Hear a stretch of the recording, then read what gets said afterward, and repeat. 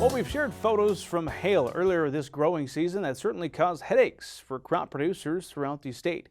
Some had total loss on their fields due to severe weather, while others were spared from that reality.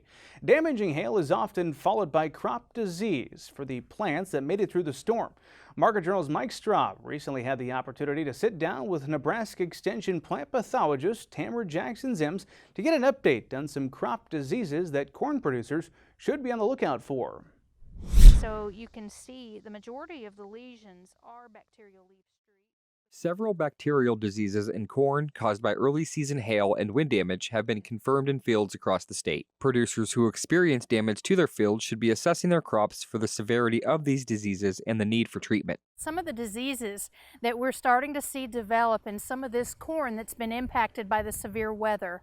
As many people are aware, the wounding created by hail and high winds and sandblasting or really anything creates opportunities for a lot of our common pathogens to infect these plants, and then we see disease development subsequently after that. And so after some of the more recent severe hail that we've seen in that surviving corn, we are beginning to see some disease development. So I want to let you know what to look for and what's already showing up out there. Some of the most common diseases that you might see after hail events are often caused by bacteria. And common diseases like Goss's bacterial wilt and blight are beginning to show up. We're also seeing other diseases too, though, even bacterial stalk rot or top rot. And so we're seeing that, and some other things that you might see as the season progresses is the development of more common smut than what we routinely see in the state. Now, these pathogens in particular that I'm discussing are ones that don't necessarily, that can't be controlled with a foliar fungicide application. They're either bacterial or the fungi that cause them aren't managed by fungicides. And so for those reasons, we haven't recommended widespread fungicide applications because of the hail. So here are some things that you can look for. And so if you start seeing lesion development and discolorations, especially on some of these wounded leaves, things like water soaking, it looks like dark discoloration or even freckling on the leaves, that could very well develop into Goss's wilt, and those lesions can become very large. If you look closely at them on the top or especially on the bottom side, they may look really shiny as well, and so that's another clue that it's bacterial. In addition, though, some of these plants that may have been impacted by hail very early on when they were seedlings can become systemically infected with Goss's wilt. Those plants may often die before they ever reach maturity.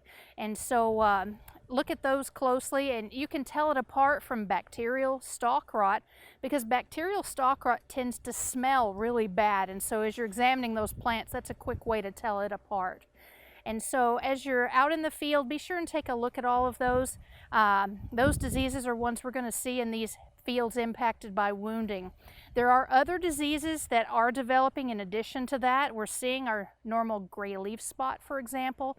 We're also seeing some bacterial leaf streak, and we see some of that after hail, but it doesn't need a wound necessarily to infect, and so you'll see some of that in these fields as well. Some of the other diseases that you might see, especially if the severe weather persists later into the season, might be different from what we're seeing now. So as the season goes on and we move into the reproductive stages of corn, if you have wounding of the stalks, that could potentially lead to some stalk rot diseases later on. Or if you have wounding of the ears, of course, that can have a big impact on grain quality and the ear rot disease development there as well.